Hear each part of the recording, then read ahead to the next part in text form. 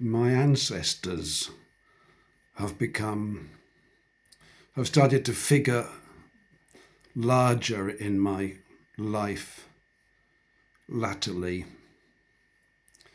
And that could partly because of my advancing age,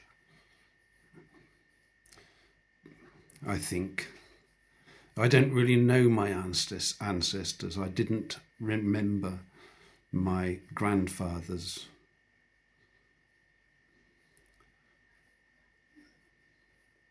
I must have been very young when they both died. I think one died before I was even born.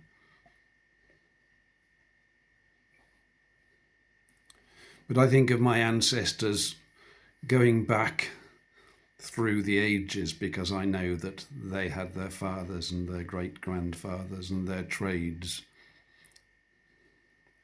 and their origins.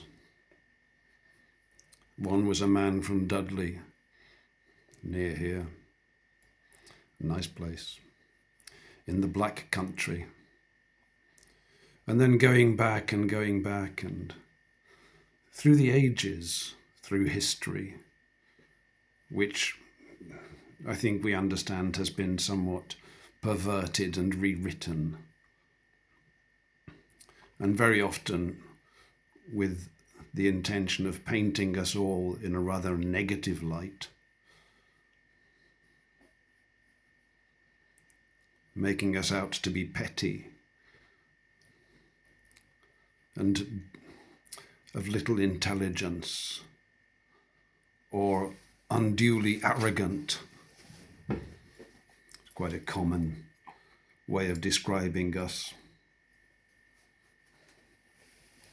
But we go back for 1,000 years. We go back for more than 1,000 years. 1,000 years in England. And before that, we were probably in Ireland, over to Scotland, down to England. I think that was the main flow. And if there were people living on these isles, and perhaps there were, then there would have been druids and pagans. And I think some of those druids and pagans remain among us. Although by biblical law, they should have been put to death.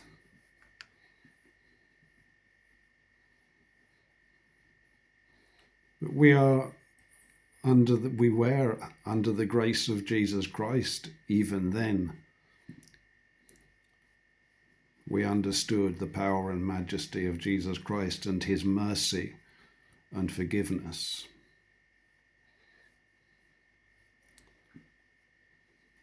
England was a wonderfully free society when it was founded. And this is our ancestors going back, and then our travels down through Europe and across the seas. Which tribes did we come from? Tracing back our ancestry all the way through to Jacob and to Isaac and to Abraham. And the King of England, you can find online a genealogy for the royal throne, always leading through, starting from Adam and ending up at the current monarch. I remember I saw one for the unrightfully enthroned Queen Elizabeth. But by that time, of course, it seems there may have been some interference with the royal bloodline, to put it mildly. But the ancestry is always traced back through David, of course. So it's a Judean line through Abraham and back.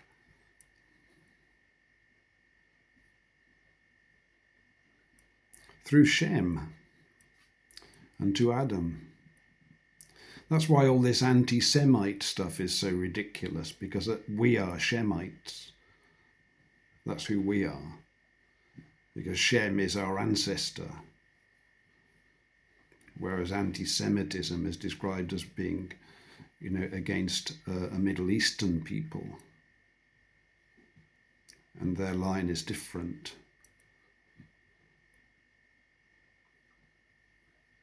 Is perhaps different. What do I know?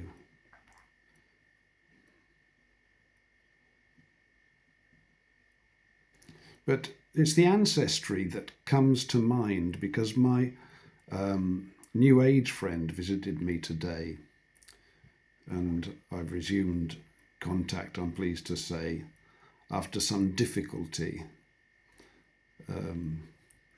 Just a moment, just a pause. But I was inspired, a little bit like, well, not to imply that I have any kingly claims, but it was,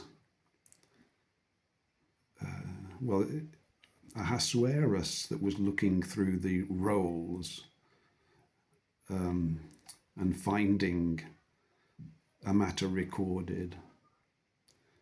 And I looked through the rolls, as it were, and found that I had been given a great benefit by this fellow, and I had not reciprocated in money.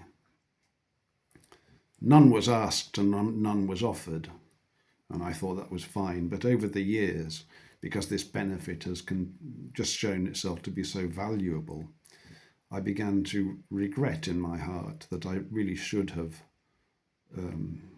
at least offered a token payment. And I resolved to do that.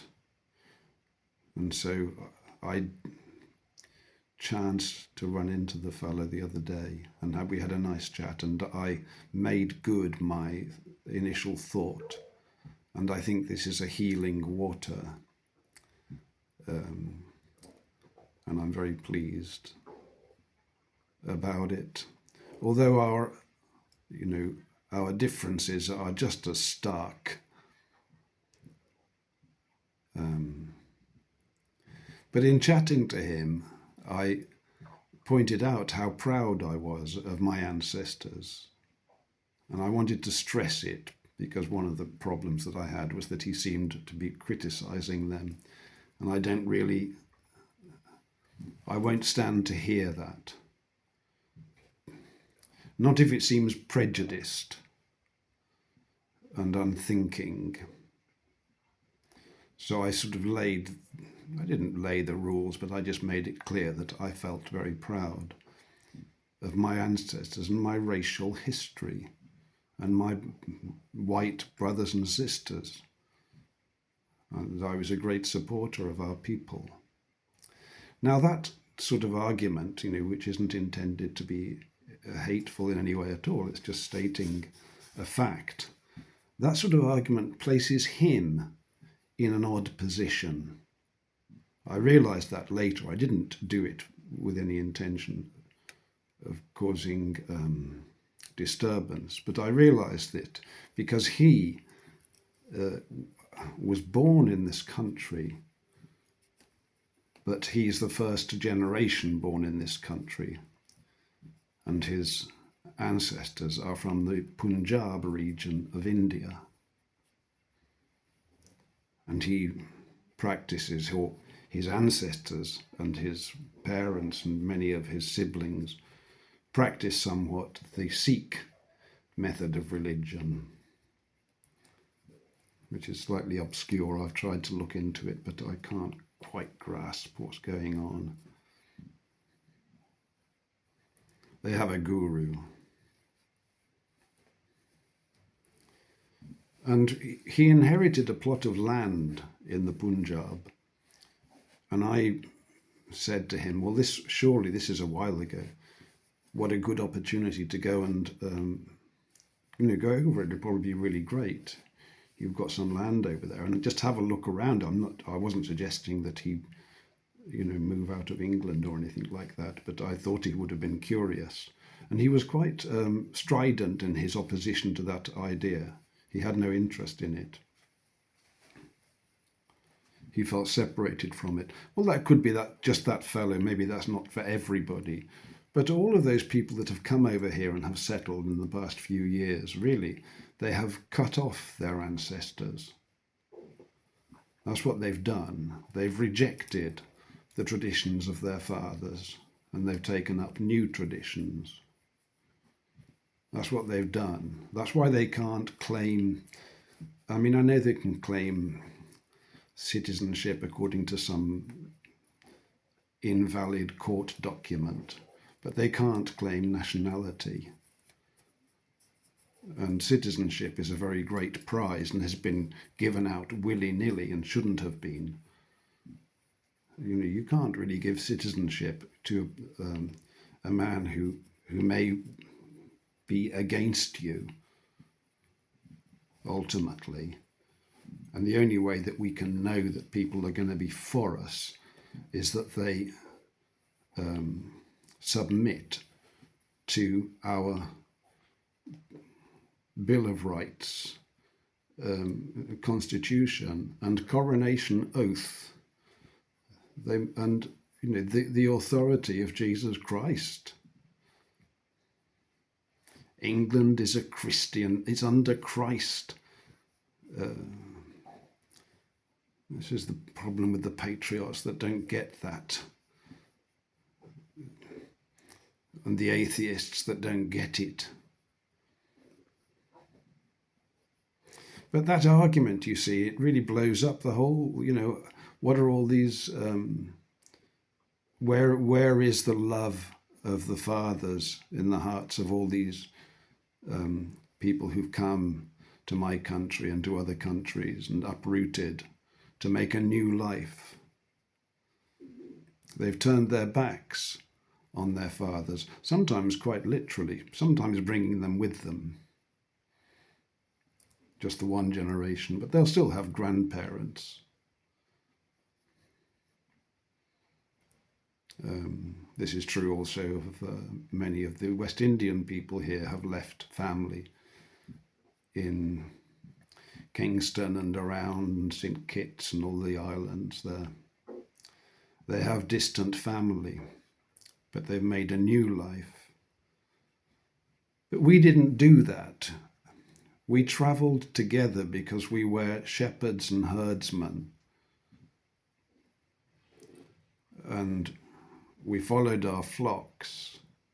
And we were made numerous and prosperous by the Lord.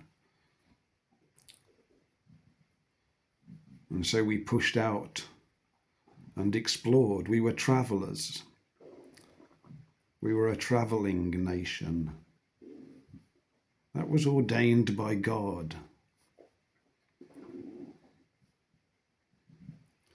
Many nations were to come out of the seed of Abraham, the seed of Jacob.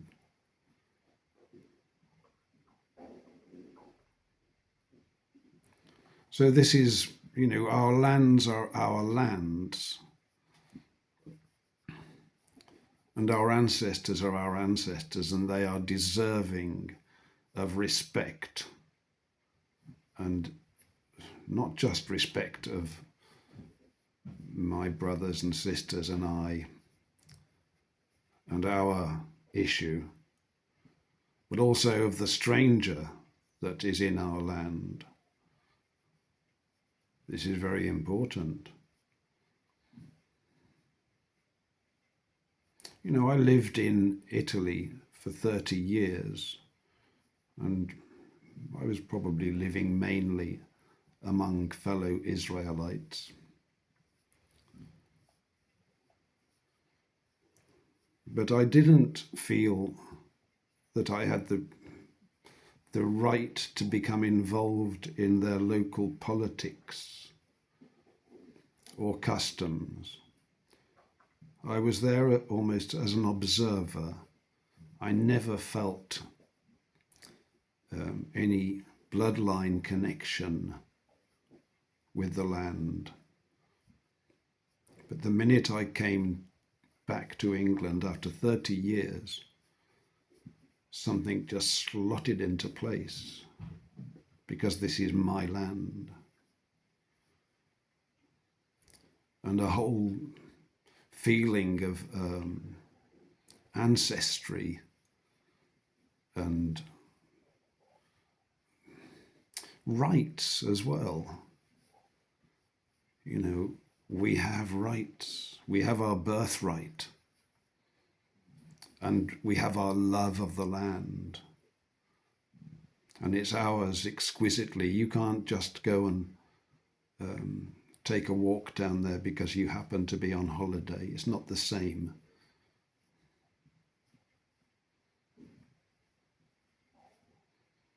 I remember a joke that I read in the Reader's Digest. I don't know whether anybody remembers that wicked piece of literature.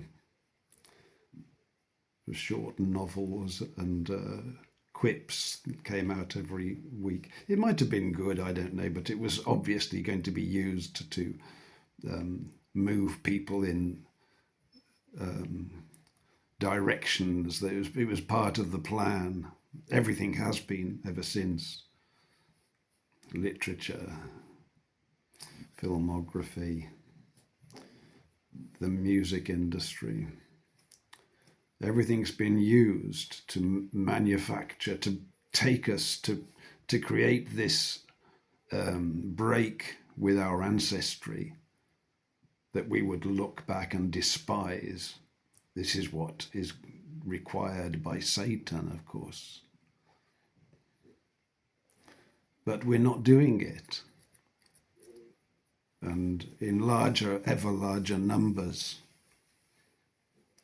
So I think, this ancestry thing is more than a little important. And I think a lot of men might want to check their credentials.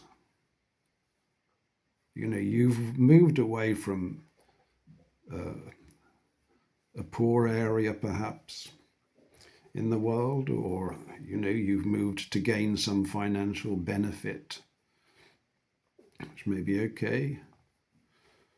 But, have you left your garden untended? Did you really look after your own lands to the satisfaction of your own ancestors? Or were you just a chancer looking to make a quick buck and profit from the enslavement of our people Israel? God bless this day.